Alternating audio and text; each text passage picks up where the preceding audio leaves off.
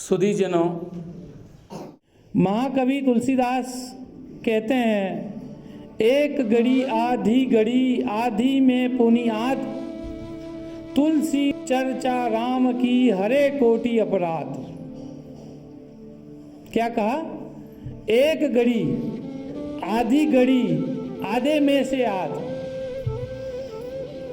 मतलब चाहे आप 1 घंटा करें, चाहे आधा घंटा करें, या आधे घंटे से भी आधा घंटा, लेकिन आप राम का, भगवान का, प्रभु का स्मरण करें, आप संतों का स्मरण करें, तो आपके कोटि अपराध कटेंगे, करोड़ों अपराध स्वभावतः कट जाएंगे। तो हमें क्या करना चाहिए? सत्संग करना चाहिए। चाहे हमें जितना समय मिले, 1 घंटा मिले, आधा घंटा मिले, आधे घंटे से भी आधा मिले, लेकिन हमें सत्संग जरूर करना चाहिए, जिससे हमारे अपराध घटेंगे। अपराध घटेंगे तो क्या होगा? प्रोग्रेस होगी, उन्नति आएगी, हमारे जीवन में संस्कार अच्छे आएंगे। एक बार एक सेठ जी के घर पे भागवत कथा हो रही थी। रात का समय था। उसी समय सेठ जी के घर में चोरी करने के आशय से एक चोर पीछे के दरवाजे से घुसता है और सेठ जी के घर में चोरी करता है। चोरी करने के दौरान उसके कानों में भागवत कथा के कुछ अंश उसके कानों में पड़ते हैं।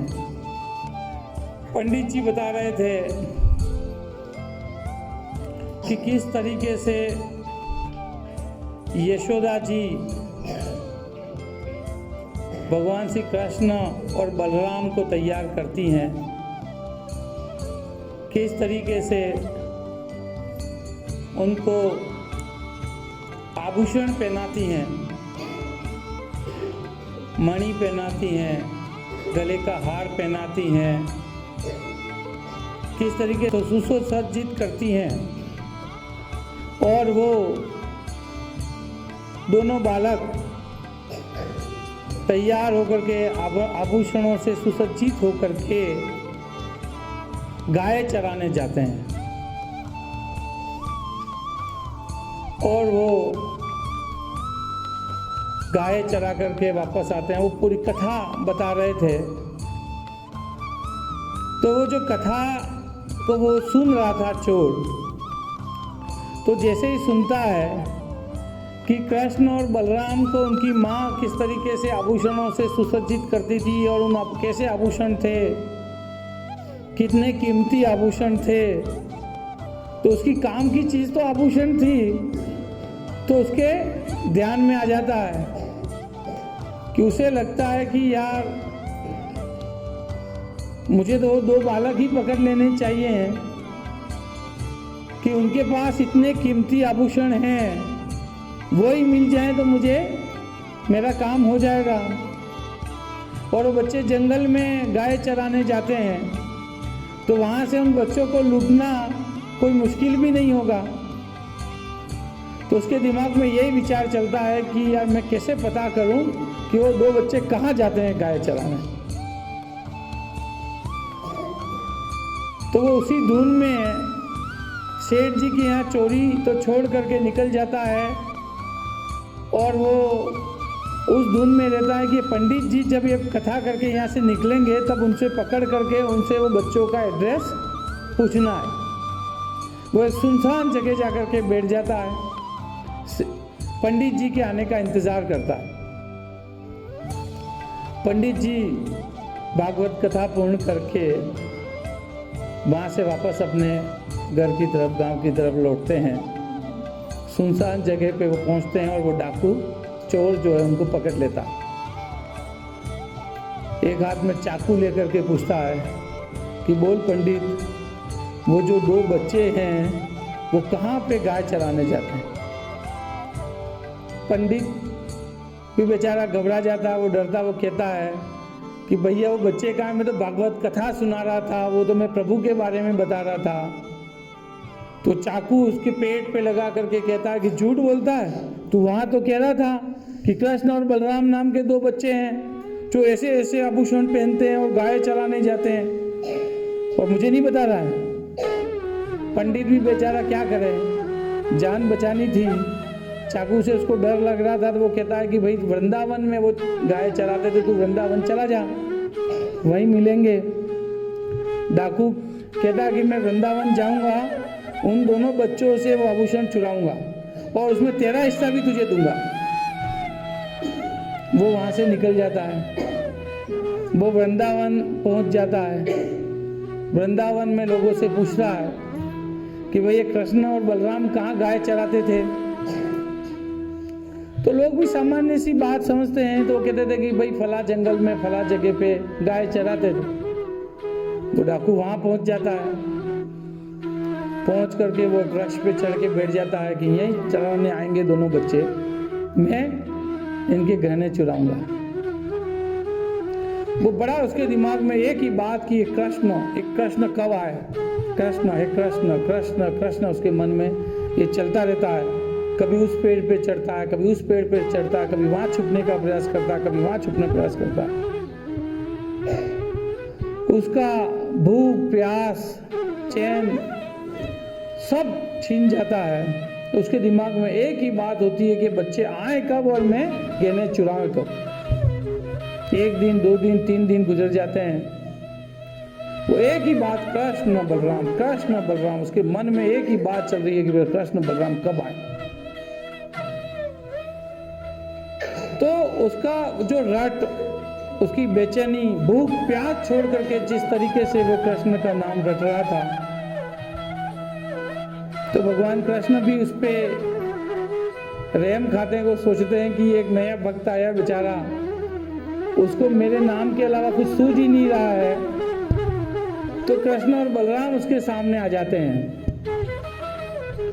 वो जैसे ही आते हैं वो वृक्ष से उतरता है और चाकू दिखा करके दोनों से गहने ले लेता है। प्रभु उस पे दया करके अपने गहने उतार करके उसे दे देते हैं। उन्हें लगता है कि ये नासमझ, ये समझ नहीं रहा है, इसका ऐसे ही उद्धार हो। वो गहने लेकर के खुश खुश वो वापस अपने गांव की तरफ लौट चलता है। वो पंडित जी को पकड़ता है कि ले पंडित, तेरा हिस्सा मैं तो उन दोनों बच्चों से लेके आ गया।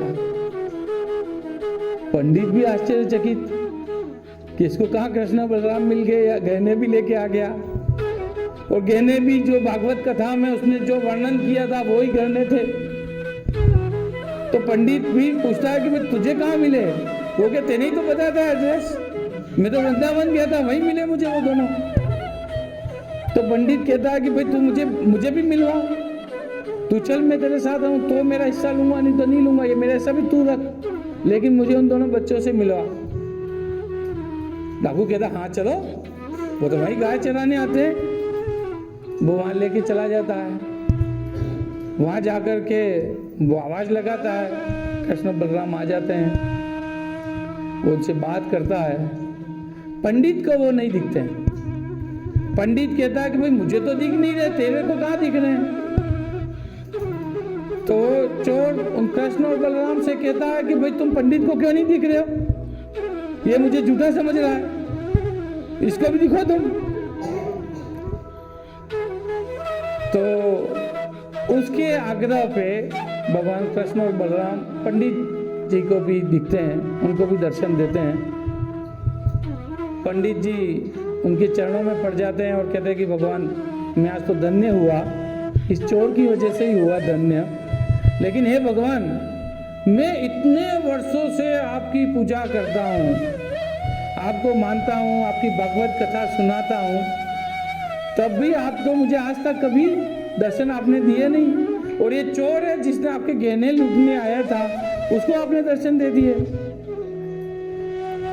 तब भगवान कहते हैं कि भाई पंडित जो है इसने मुझे जिस तरीके से पुकारा, इस तरीके से भूख प्यास भूल करके एक ही रट में लग गया मेरे नाम की, ऐसा तो आज तक तेने क्या किसी ने भी नहीं किया। और मेरा जो भी भक्त उस तरीके से मुझे रटता है तो मैं उसे जरूर दिखता हूँ। तो ये मेरा भक्त था इसलिए मैं तो दिख गया उसको। तब चोर को पता चलता है कि ये तो भगवान है जिनको मैं लूटने आया था।